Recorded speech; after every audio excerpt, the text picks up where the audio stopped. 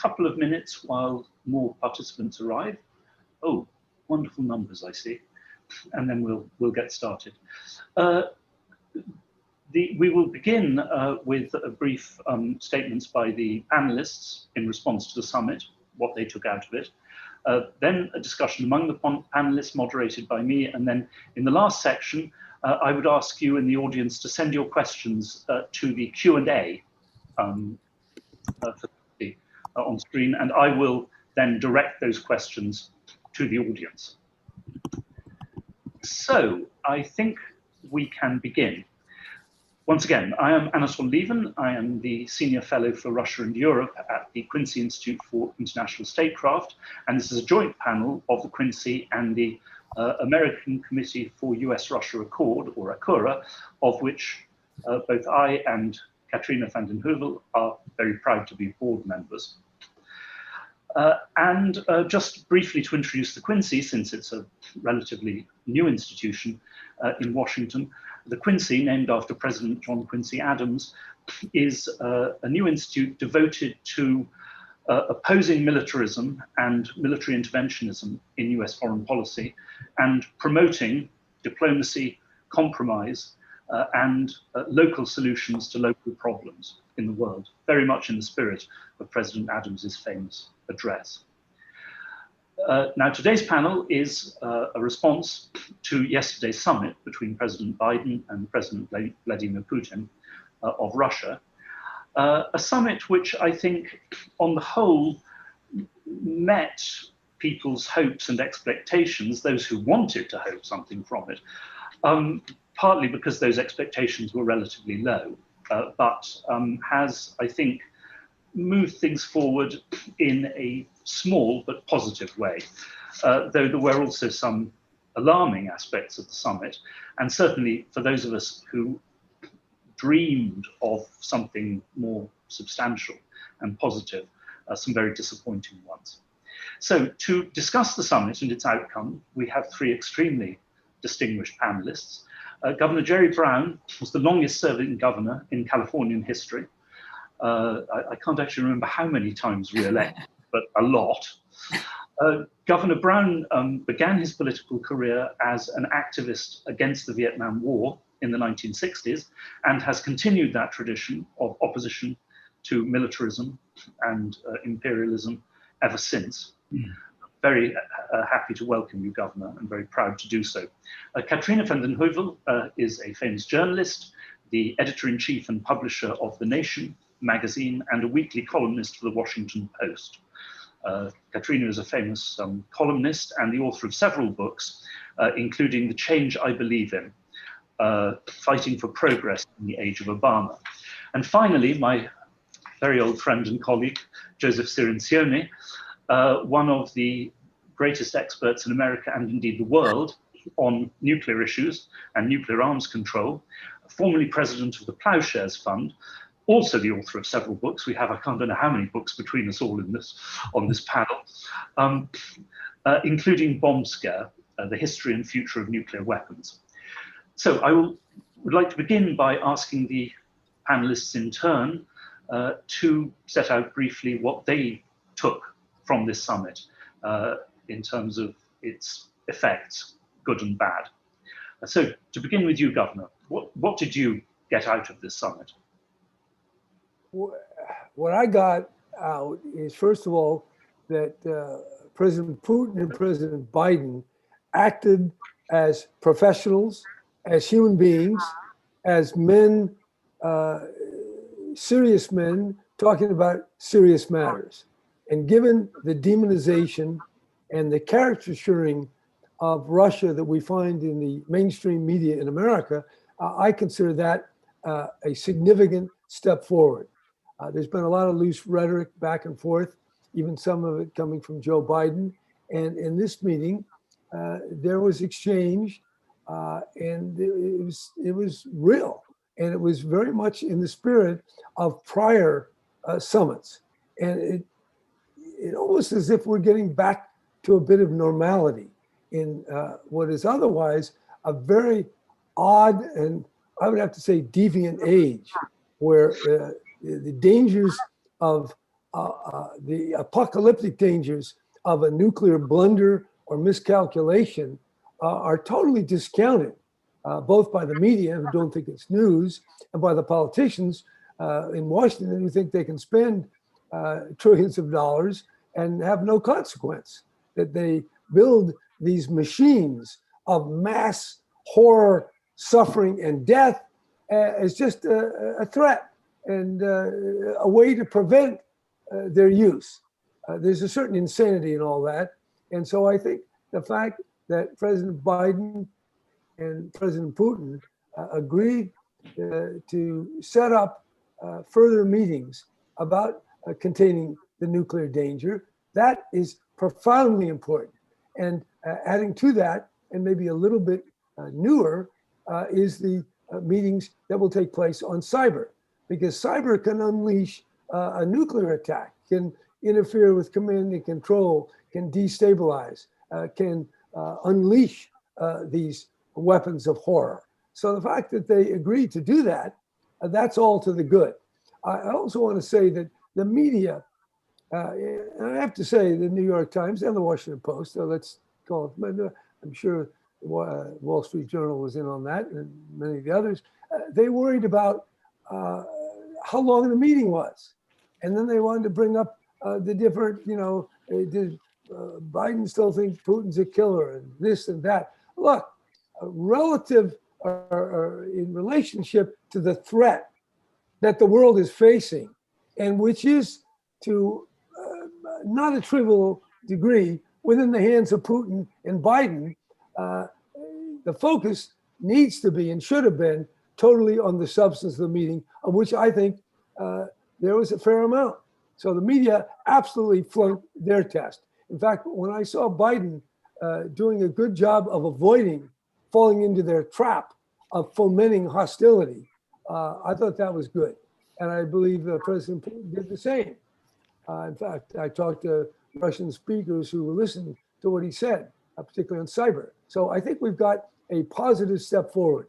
I don't want to be Panglossian here and think everything we're on the yellow brick road to harmony and sweetness, but we have taken a real turn from a downward spiral, risking catastrophic danger, to one of civil exchange by people. And Biden had some hawks in the room, I would say, and I take it, if everybody's on board, all to the good. Now the proof will be in the pudding as they make it, these two groups as they discuss. But I think, another point is a lot of politicians and a lot of people in the media think bashing Russia, they wouldn't call it bashing in the media, but that's what they do, is somehow good for clickbait to get viewers and good for politicians to score points. I don't think that's true. I think the Russia is not very interesting to people. It's not really on voter minds, nor is nuclear. So this is something that can be handled by our two presidents, by our negotiators, and should be, not worrying about political rhetoric or worrying about media silliness. I think this is a venue, a zone, a domain where our two leaders can really get something done. And I just want to add as my final note, I don't see a big conflict between Russia and the United States. I know there's some important issues, but basically Russia as a Christian civilization, I would call it, and America in a different way, in a similar way, roots in the European history. We have a lot that we can find common ground on. Yes, there's problems. Putin, there's the killings and the gassing and the invading other countries, all serious. But we have on our stuff the Iraq War, the Vietnam War, all sorts of stuff in Central America. So I think we need some humility. We need some straight talk. And I think we got that. Thank you so much, sir. Katrina? Ditto. I found the summit stopped the bleeding. I mean, it was the de-escalation into Cold War was so dangerous, as the governor knows and Joe Cirincione knows. The relations have been so bad, even small, modest steps, baby steps, I would say, are important, not only for the security of the world, but also to tamp down the hysteria. I was moved because I was in Geneva in 1985 with Steve Cohen, and two things from the summit. One was reaffirming Gorbachev and Reagan's statement that a nuclear war cannot be fought, cannot be won. And I think that is not sufficient. There are many other steps, but it's the beginning. And then Biden doing, I have to say, a clunky version of Reagan's trust but verify. If people remember, Suzanne Massey gave him the Russian proverb. But it was very important for Biden to say that, I think. Also, the recall of ambassadors is not to be minimized. There was a lost opportunity, it seems to me, unless it was in small details, that the consular services of both countries are not reopening because Russians can't come here at the moment. There are no visas. And if you believe in democratization and exchange of views, that's very important. There was no real discussion of any, maybe it's part of the working group, settlement in Eastern Ukraine or security cooperation in Afghanistan. And it seems to me those are, going to be critical issues. If they're not put into working groups, those are going to emerge. On the media, I think we're looking at the overhang of what has been called Russiagate. Something Ambassador Matlock spoke scathingly about the other day in terms of the debunked Russiagate, which still contributes to name calling, to the escalation of US-Russian tensions, and to the willingness of a media to ignore facts, ignore accountability, and to seek to escalate, I would submit with this coverage, seek to escalate US-Russian tensions. There's a failure of history and context as well. Journalists have a key on their laptop, former KGB killer. I mean, Putin has a history. This is no brief for Putin, but he came into power after Yeltsin had de-democratized the country. And I think the turning point, and this speaks to how this idea that America is now going to be the voice of red lines of democracy in the world is, I think, a difficult stance for the US to do. Iraq. I mean, Iraq was one of the most destabilizing crises of the 20th century. And in 2007 at the Munich Security Conference, a very important gathering, Putin gave a speech that I think any of us would have given about the danger of a unipolar world. And in the front row sat Joe Lieberman, Senators Lieberman and McCain. And they came back to Washington, which leads me to say, I agree with the governor.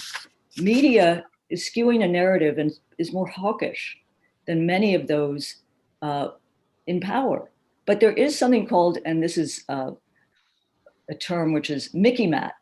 It's not just the media, and the governor knows this. It's the think tank world, not Quincy. It's the think tank world. It's Congress. It's the military-industrial complex, which has found new possibilities in the new national security strategy, emphasizing Russia and China. And I think this is a beginning, a Sisyphean beginning. But when Biden comes back to Washington, as he has, there will be domestic issues to deal with, but there will be skirmishes, if not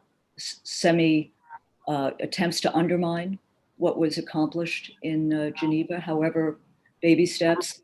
We can see it today in the Washington Post, the kind of citadel newspaper of the blob, lamenting that Biden met with Putin, as if to fail to understand what diplomacy is. There seems to be just a radical failure on the part of a media, maybe it's generational, but also on the part of a neocon editorial page, as if criminalizing diplomacy. And that I think is very important to renew. I will finish I found it positive. It was not, Joe Biden said this very clearly, it was not a kumbaya moment. But there is still this problem that the United States is drawing the red lines. The United States approaches this as we're the ones who are going to speak for democracy when we need to get democracy in order at home. the Russians continue to do whatsaboutism so ineptly that you kind of don't accept it. But it is the case that we do not have humility, which is in order. And I think Biden leading this crusade of liberal democracies, there are norms, are rules, facing a world of autocratic countries is going to be one that might endanger some of this. I'll finish by saying I think China is probably more of the chosen adversary at the moment. So there's some heat off of Russia. NATO appears now to be focused on China, which seems insane at a time when there should be demilitarization and de-escalation. But in general, with Trump now gone, it seems to me that the US media and establishment, broadly defined, they don't have that excuse to avoid the very real problems between the world's top nuclear powers. So it's a start. It's a start what we saw in Geneva. And those of us who write and think and speak should speak with, cold-eyed, but we're going to have forces arrayed, countervailing forces who wish to undermine what we saw the other day. Thank you, Katrina. Joe? Great. Thank you very much. And thank you very much for having me here. And I thank the Quincy Institute for sponsoring this with local editorial. I want to talk about the importance of the one major deliverable that came out of the summit, which is the agreement to move forward with a series of strategic stability talks. I want to talk about what strategic stability is and why this is important. So if you don't mind, I'll start by agreeing with my colleagues about the deplorable performance of the American media on this. For better or for worse, we have a media establishment that has to sell its product. And in order to sell its product, it has to get people excited about it. And that means there's a tendency to emphasize conflict and competition and suspense of what's going to happen. But one of the downsides of that is that you ignore some of the concrete analysis that you would do about what exactly is at stake here. What are people talking about? What are the underlying issues that Governor Brown, for example, mentioned that could threaten the end of human civilization? And that brings us to what exactly is the challenge from Russia, the threat from Russia. Russia is not the Soviet Union. Russia does not have the Soviet Union global military reach, its network of political parties, its ideological appeal. It is not what Joe Biden said in a sort of diplomatic, complimentary way, a great power. It is a regional power with fairly limited ability to influence events, mainly on its borders, so Ukraine, Georgia, the Middle East. But it does still have some global capabilities that could threaten the United States.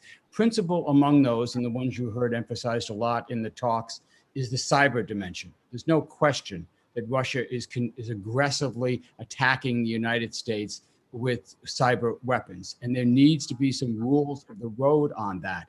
An approach to cyber that could learn from the approach that arms control, for example, has developed towards nuclear weapons. And that was one of the most exciting developments for me, to see that President Biden had given Russia a list of 16 entities that should be declared off limits. That's how you begin to regulate a contest, a weapons contest, a competition that has military dimensions, is you start putting guardrails in place. You can do this, you can't do that. We had a tentative to beginning of that process. The other threat that Russia presents to the United States is its support for autocratic parties and anti-democratic parties in the West, including Trump's Republican Party. I think I may be more hawkish on this than Katrina or Governor Brown are. I do believe that Vladimir Putin has tried to destabilize American democracy, tried to diminish the appeal of the democratic model around the world, and has had considerable success in that, primarily through the election of Donald Trump, and then what's happened to the Republican Party since. But the most important threat that Russia presents to the United States is its nuclear force. That is its only real claim to superpower status. It has approximately 6,000 nuclear weapons. The US has about 6,000 nuclear weapons.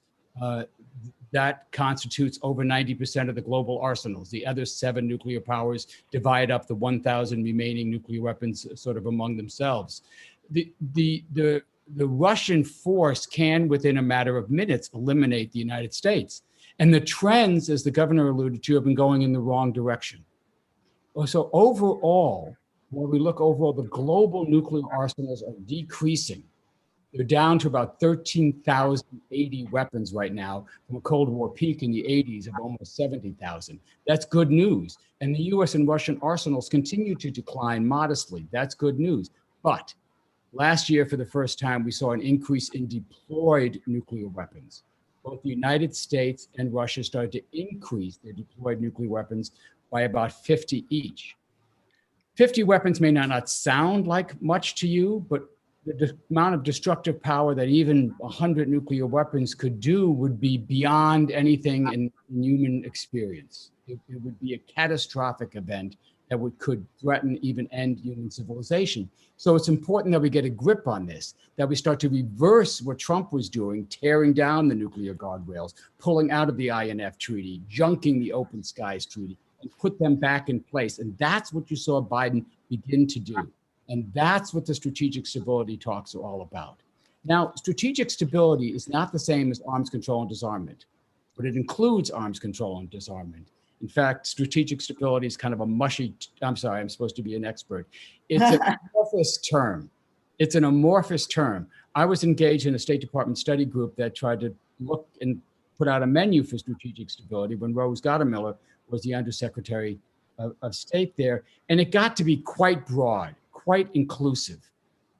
But the overall purpose of strategic stability is to create an environment that reduces the incentives of either country to use their nuclear weapons or to grow its nuclear forces.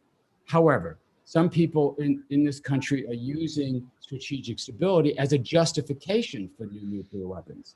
They say we need a new sea-launched cruise missile, a new low-yield nuclear warhead in our strategic submarines to enhance deterrence, which by their view would then enhance strategic stability.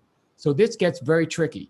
And if you think that there aren't dozens of corporate boardrooms around the country right now, today, where lobbyists are plotting how to protect their weapon system by including it in a definition of strategic stability, you haven't been around Washington much. There are about 700 paid lobbyists for the defense industry alone who are going to be working on just this kind of thing. So while this is a positive step forward, it is by no means sufficient, which is why you heard people like Nobel Prize winner Beatrice Finn, who won the 2017 Nobel Peace Prize, decrying the performance of both Putin and buying, saying it didn't go far enough.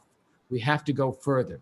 Now, after 4 years of Trump, we're grateful for any step forward. And this kind of a strategic stability dialogue is exactly what scores of experts, scores of members of Congress wrote the president urging him to do. And he did that. And then most importantly, or equally importantly, he made this statement that a nuclear war cannot be won and must never be fought, as Katrina said, echoing the Reagan-Gorbachev statement from 1987. Why is that important? Well, you may think that that's obvious, that we shouldn't start a nuclear war, but it's not obvious to lots of people. That's what the low-yield warhead is designed to do, is to be a first-strike weapon. That's what the sea-launched cruise missile is designed to do. And there are others like that. So this starts to lay the groundwork for Biden to develop a nuclear security framework that could lead to the cancellation of some or many of the weapons that Trump started. His budget doesn't do that. Biden's budget keeps all these weapons going. The NATO is not doing that. The NATO statement was abysmal on nuclear, absolutely abysmal. It could have been written by the Trump State Department. In fact, I believe a number of the Trump holdovers did write that. Interesting. Because it completely justified everything Trump had been doing, used the same arguments, the same rhetoric, refused to even consider rejoining the INF Treaty or developing mechanisms to replace that treaty, refused to rejoin the Open Skies Treaty, went out of its way to denounce some of the new arms control agreements, the Treaty on the Prohibition of Nuclear Weapons that 54 countries have already ratified. So it was a very anti-arms control statement coming out of NATO. The Biden-Putin summit was more positive, and that gives us room for hope. What it basically does is open a door And if we want to see progress in that area, a lot of us are going to have to work very, very hard over Biden's window that he declared at the end of his press conference, 6 months to a year. We have 6 months to a year to put some meat on these bones and make sure strategic stability really reduces the threat of a nuclear conflict. It doesn't justify new weapons in the name of deterrence. Thank you so much, Joe. By the way, I'd like to remind everyone in the audience, any questions, please send them to the Q&A, and I will then pass them on to the panel. Before going to your questions, I just thought I'd raise one thing with the panelists, because there you appear to have a complete mismatch of responses in the US and Russia. The US, where this has barely been taken up, Russia, where it caused general hilarity. In one of his answers to questions, President Biden appeared to suggest that the United States never has and never would interfere in elections in other countries. And, you know, I've looked at attitudes like this often. I used to live in Washington myself, and I still have to ask myself and ask you, can he possibly believe this? Let me start. I don't know how he could, even reading the American textbooks that we all read in high school and college. I mean, the US government has over a century of intervening in other countries' elections, of invading other countries, overthrowing their leaders, of assassinating leaders of other countries. I mean, just in 1953, we overthrew 2 democratically elected governments in Guatemala and Iran. I mean, everybody in Iran knows that. Most people in America do not. So there's a long sort of hidden history that isn't discussed enough, and it results in presidents saying things like that and not being fact-checked, not being corrected. I think Biden, there's an expression of the US of amnesia. He had a moment of amnesia, which is, it's not just interference or overthrowing governments, Anatole, but when the Americans lay down 16 areas regarding the cyber war issue. I mean, the United States, tell me I'm wrong, Joe, but we launched the largest cyber war attack against a military installation in Iran, Stuxnet. And there was a former deputy intelligence officer who wrote a very good op-ed in the Times. There are those glimmers about 6 to 8 months ago. One warning about making cyber war. You know, I mean, I don't know if people remember, but during Russiagate, the high period, there was talk of the cyber attack as Pearl Harbor, a Pearl Harbor. If it's Pearl Harbor, what does that warrant in response? So I think there is a sense of amnesia around some of the discussions, and there is no fact checking in the media. And then as people were talking about, there's a sensationalization, there is clickbait. I was reading to the governor this morning, there's also this problem. The late comedian George Carlin had a still telling routine. A local radio newscaster begins his report, "Nuclear war in Europe, details after the sports." I was watching New York 1 last night, and I'm not kidding.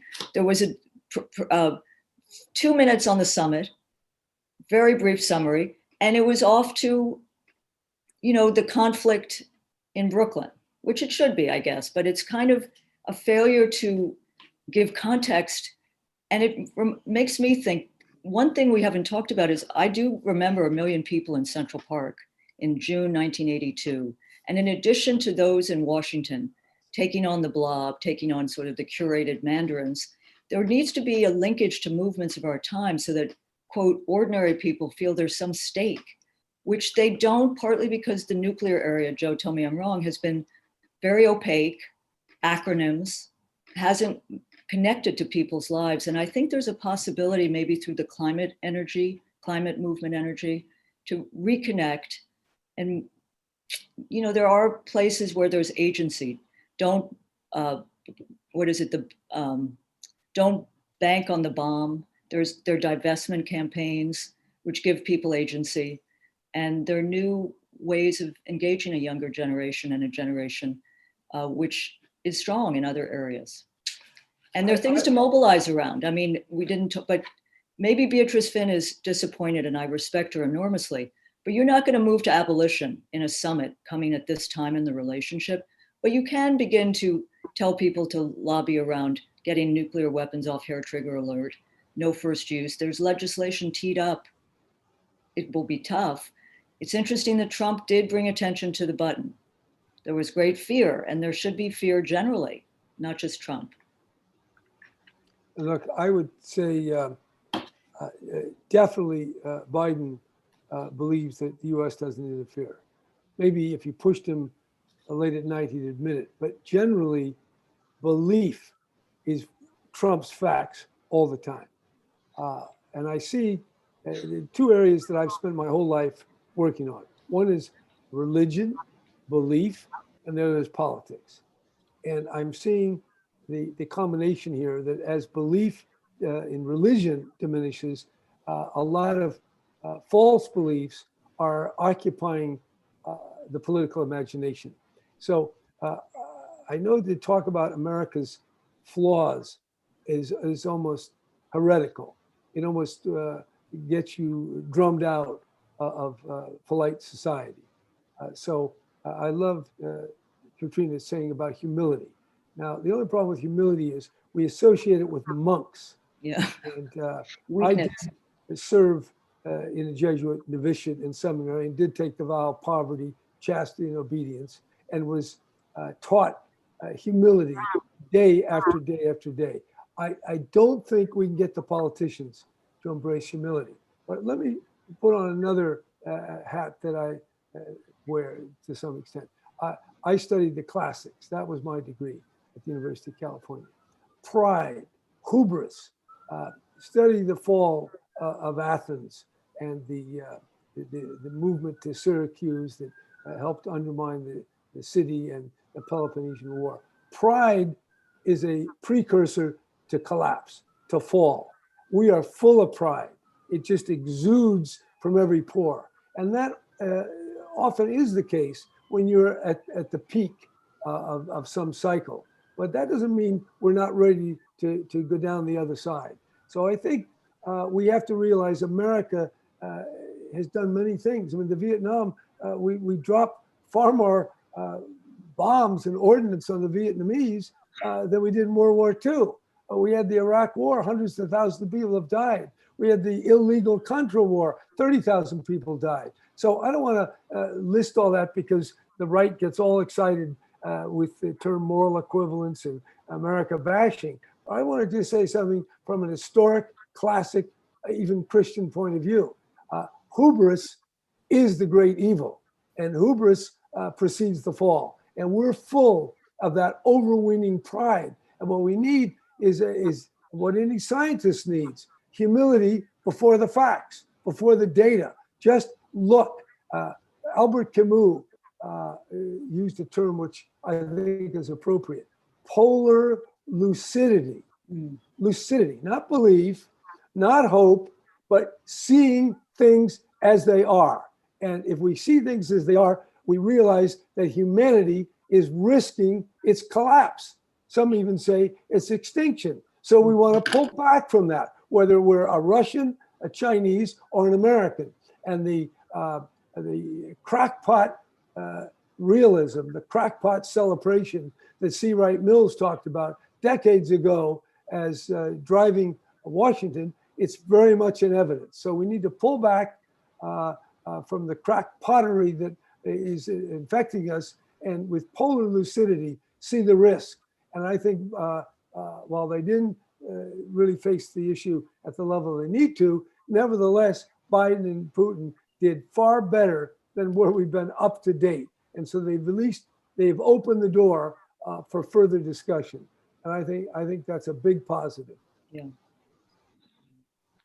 Yes, I must say in the run-up to the Iraq War, I was very struck by the fact that so many of these great critiques of the arrogance of power by Fulbright, by Niebuhr, by C. Vann Woodward at the time of Vietnam, which you, Governor, will remember so well, were completely forgotten in the run-up to the Iraq War, and now seem to have been forgotten all over again. Very, very sad.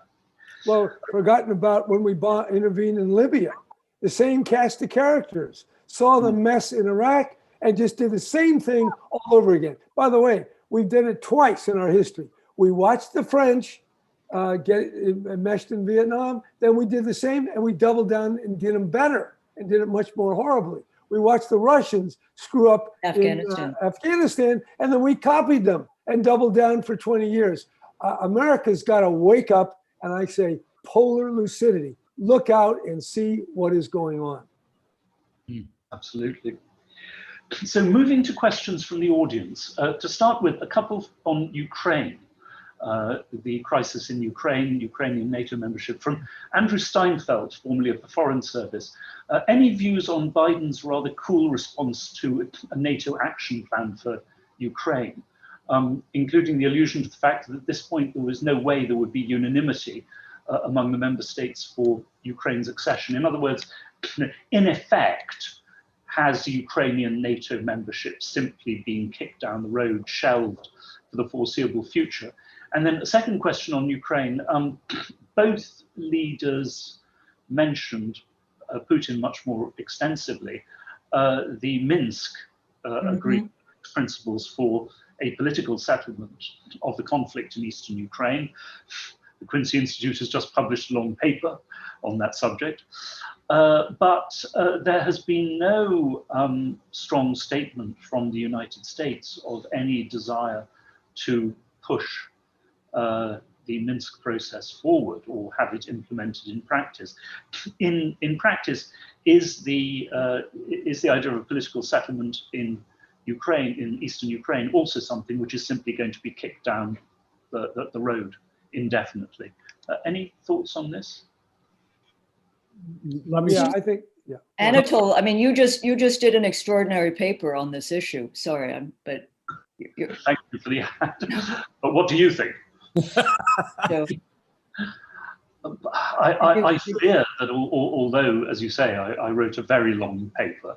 but an important paper, because it speaks to how one could resolve the crisis, which is not clear it's in the United States' interest right now. Well, that is the disappointing thing, and obviously I had hoped that there would be a renewed commitment to the peace process in Ukraine, because after all, the United States endorsed the Minsk agreement and has never renounced it, but unfortunately has done, as indeed Putin suggested or hinted, has done nothing to drive it forward. And Ukraine, I think Biden's policy here shows elements of restraint. Bring in the Quincy Institute. The rapid expansion of NATO was a strategic blunder, in my view, and many people now, including people who advocated at the time, like Bill Perry, you now recognize that it antagonized Russia, stoked Russian fears, rather than reassured the allies as much as we hope. And I hope it stops. Yeah. I hope we indefinitely postpone this question of Georgia or Ukraine joining. But also on Ukraine, Joe Biden was preparing an arms aid package for Ukraine as the Russian forces. You remember there's about 50,000 Russian forces that had amassed at the Ukraine border. Those forces have now disassembled and retreated from the border, and Biden has wisely suspended the aid. He's getting criticized by the Republicans and some hawkish Democrats for this, but it shows that Biden sees these as levers. This is not, all in. These are levers or faucets that you could turn on and off. I think he's trying to decrease the tensions around Ukraine in order to test whether there's an opportunity for more cooperation with Russia than competition. Joe, I just want to point one thing out. Perry was the sole person in the cabinet to oppose the NATO expansion, right, as well as Paul Nitze, who was quite a hawk in his own right, and Daniel Pipes, Richard Pipes, that's it, Richard Pipes, thank you. Anyway, look, I think Biden, and I think, and if I may say here, I think Biden's age, the fact that he screwed up a few presidential campaigns, the fact that his flaws have been pointed out at his age, which I'm a few years older, has given him some real perspective. Yeah. So I think he's the best America can get, given our political situation now. And he's pushing about as far as we can go. The settling Ukraine interferes with the American narrative on Russia. Also, it interferes with with our relation with the Ukraine. Ukraine is very divided, and they themselves, as I understand it, have a very hard time accepting any kind of relative autonomy in the eastern part of that country. So this is not very easy. Biden, I think, is pushing in the right direction. The problem is in part Biden because he's the president, but the bigger part is the power of the military establishment, of the think tanks, of the media, of this belief system that we're good and Russia is all evil. Probably why things are going to get better with Russia is the fact that now we're getting ready to confront China, so we can't be hitting Russia at the same time. So I guess they read some old history and realized you can't fight Russia and China at the same time. So that's good for Russia, but it still doesn't get us out of the woods of the dire risk the world and America is facing because of the unreality of the political class.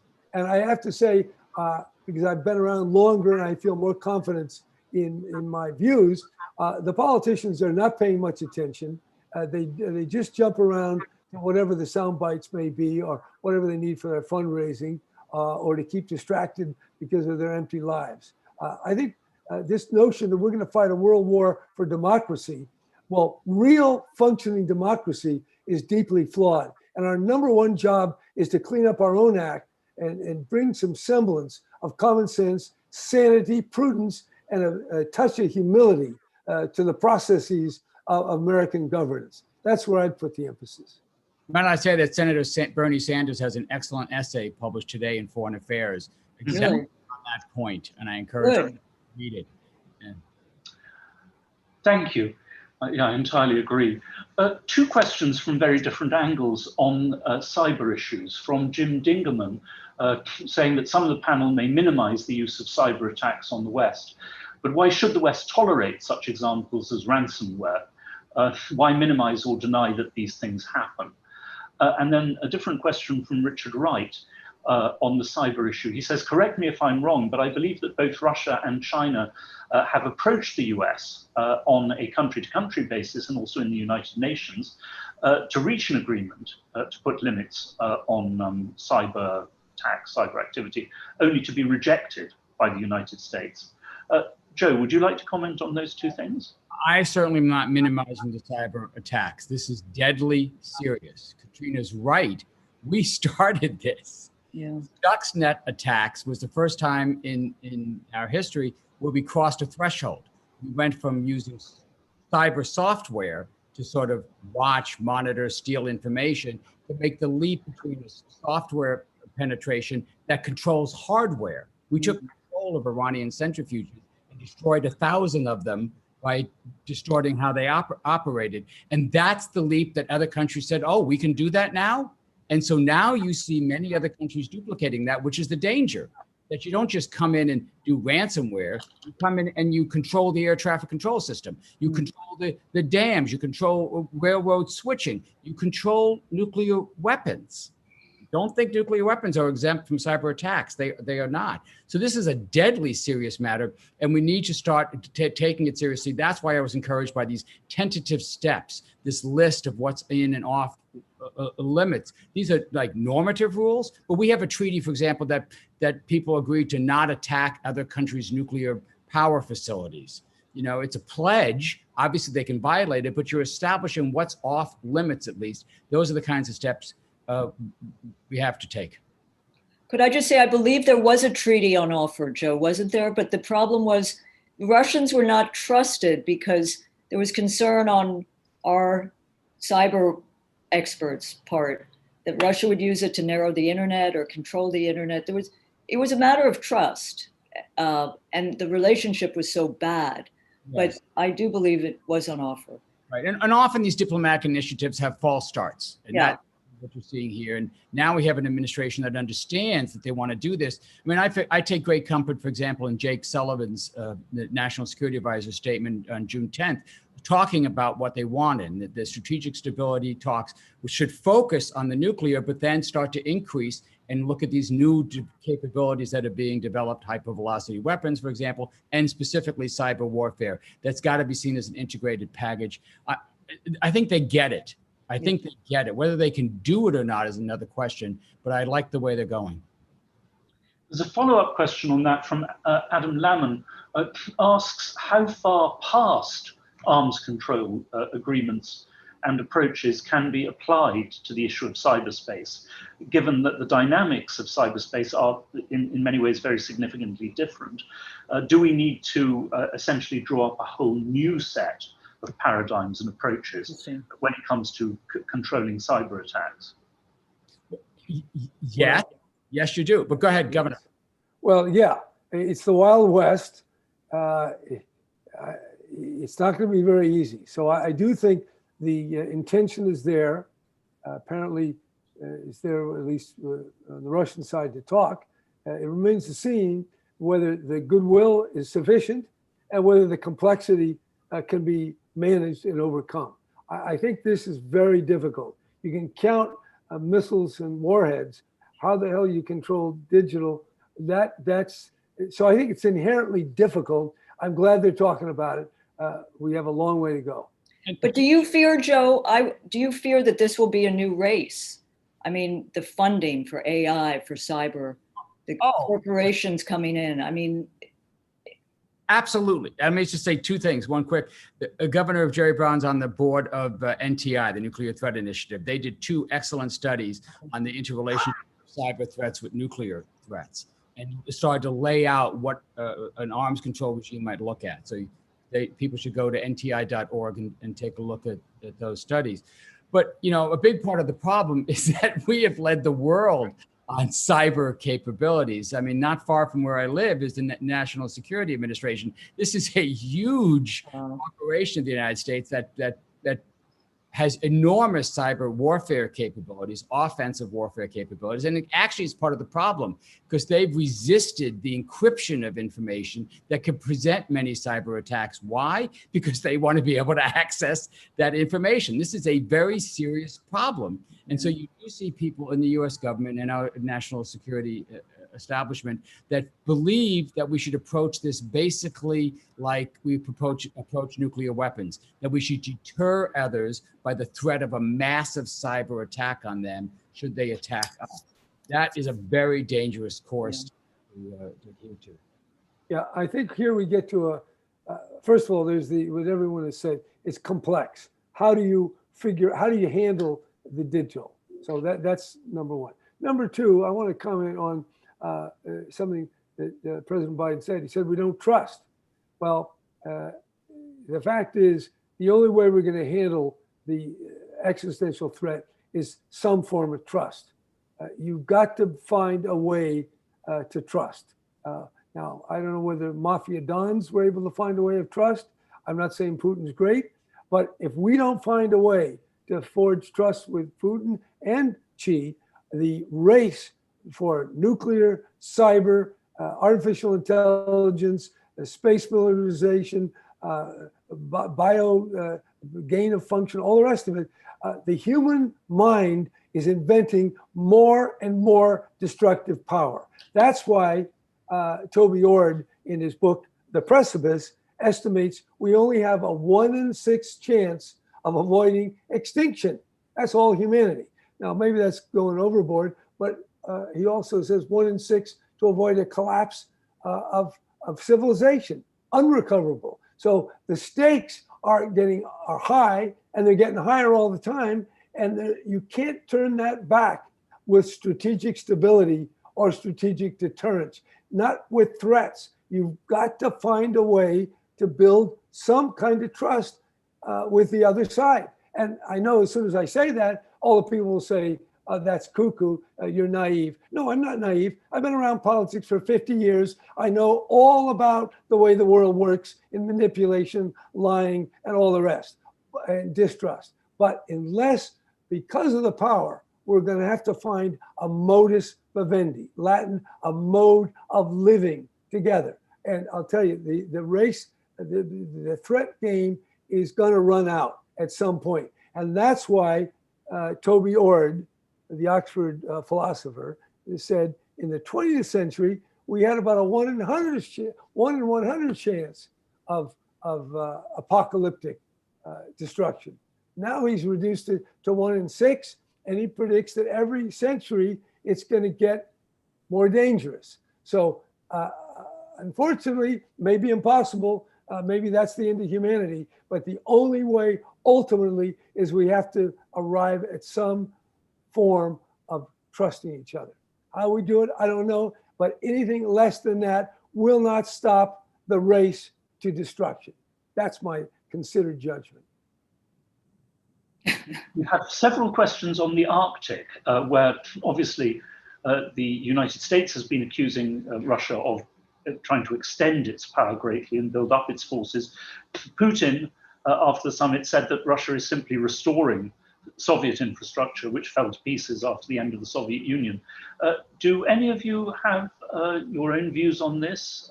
Who is right? And what the possibilities are of de-escalation in the Arctic? I'd like to say David Speedy, who is the executive director of the American Committee for U.S.-Russia Accord, wrote a very good piece at our website, usrussiaaccord.org. This is not new. My understanding is it was put in play at one of the working groups, I think, which is a good thing. But this is a long-running conflict, made worse, by the way, by the climate crisis, because things are opening and shifting and leading to destabilization. But one would hope they could partner, the two countries, in this arena. Just very quickly, watch the Arctic. I know this is a somewhat obscure issue, but there is something called the Arctic Council, which consists of the countries who border the Arctic, which includes Russia, for example. I think China's a member of that. I don't know what border they have with the Arctic, but they are a member of that. And this is becoming more and more important because the Arctic is melting, right, and is going to continue to melt.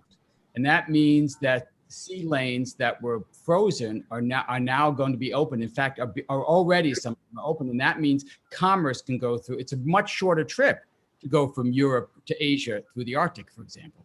And that also means that mineral deposits that were previously inaccessible become accessible. And that's the competition. And that's why Russia is restocking Cold War bases that were designed to fight the United States, and now restocking. Were they existing bases? Yes. Should they still be there? No. And this is going to be the real test. And this is why you heard Putin and Biden both mention the Arctic repeatedly in their comments. What's the method for resolving this? Is it diplomatic competition? Is it a new Arctic treaty? Or is it going to be a military competition and see you can prevail? I'm telling you, there are elements in both U.S. and Russian militaries that strongly favor the military course. And you hear generals in the U.S. coming before the Congress justifying new weapon systems because of the Arctic. Question from Gordon Adams, principally for Joe. Isn't there a risk that the US defense budget and the forthcoming nuclear posture review will basically embed the full next generation of nuclear programs, in US plans and US spending, irrespective of discussions with the Russians, and that will in fact block any progress in nuclear arms control? Is that a danger? Gordon Adams is a master of asking questions himself. That's exactly right. Gordon is exactly right. I wrote an article for Responsible Statecraft on January 6th, not the best day to be publishing an article, which talked about what drives U.S. nuclear weapons policy. And I'm telling you, it's not strategy. It's not all the blah, blah that you hear at hearings or you read in foreign affairs, or it's contracts. It's people make money off of nuclear weapons. We spend $50 billion a year on new nuclear weapons, plus another 20 on missile defense systems. All those contractors want to keep the weapons going. Their boards demand that they maximize profits. This is why they exist. So what they're all working overtime to lock those into the budget. They did it with Trump. They accelerated programs to lock them in. They got big increases. Biden hasn't touched them. He hasn't touched them. Now, part of that is his staff isn't in place yet. Basically, there's a few top-level officials at DOD, and the rest haven't been put in place. Part of that is the weakness of state. Again, the team is not in place yet. But part of his politics. Biden has made a strategic decision. He wants to focus on the domestic, and he wants to minimize attacks on being weak on national security. So he's increased Trump's defense budget rather than decrease it.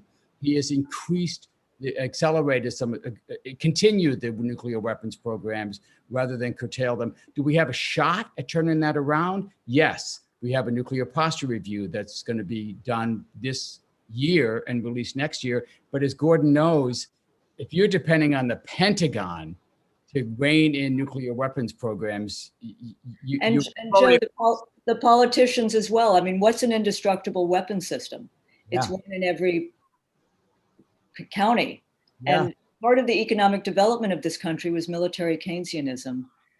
I don't know if it's still the case as it was in Vietnam, guns and butter, but how does President Biden accomplish what is surprisingly ambitious domestic reform program if so much is being poured into the Pentagon and to weapon systems? I mean, there's a real disconnect because we haven't even mentioned the pandemic, but in terms of speaking to a country ravaged by pandemic, by economic needs, there's a need to bring some money home, and how that will work through. I describe part of the problem as the need for leaders to be tough. Tough is what people like. And also, and this is deep. This is not just about Joe Biden is swimming in a sea of belief, of dreams, of military utopianism. And looking back, starting with Athens and their ill-fated sea voyage to Syracuse, where the fleet was destroyed and Athens never recovered from that, to World War I, when Russia just thought they could go in and defend the Serbs, and Austria-Hungary thought, they had Germany at their back. They all marched in. The human being, the trouble is we have a propensity to discount the dangers. War is still glorious, and war monuments, war excitement, martial music. That's kind of where it is, and that is what has to be deconstructed. But Governor Brown, I think there's real. I think the endless wars have not attracted people in this country in the last few years. People are exhausted. I think there's an opening to reimagine what security means. I really do. Yeah. Well, there's an opening, but never underestimate the endless appetite for the valor that comes from threatening the enemy. And I would quote Mencken, H.L. Mencken, when he said about democracy, it's shushing away hobgoblins. So Putin's a hobgoblin, she's a hobgoblin, Iran, North Korea. The hobgoblin sets in motion all the rhetoric, the military spending, and the politics. That has to be like a vampire. We got to drive a stake through it and get a clearer picture of what the real risks are that America faces. Certainly, I think referring to what Katrina said, one can see a tremendous difference when it comes to many of these issues between the attitudes of the American public expressed in opinion polls and those of the Washington establishment, and especially its military. I'm so sorry to the audience, those of you who've asked questions. We are unfortunately out of time, I have a couple of announcements to make.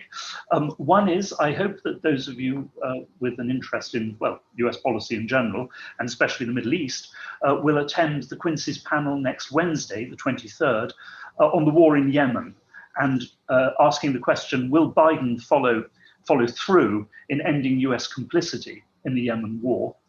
And also, if you would like to follow Quincy events and sign up for them, then please sign up to our newsletter from the Quincy, which will tell you everything that is coming down the line.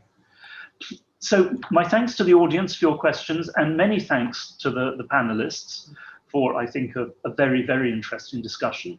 Governor Brown, Katrina, Joe, I look forward to discussing these issues with you again. Thank you, Anatole. Thank you.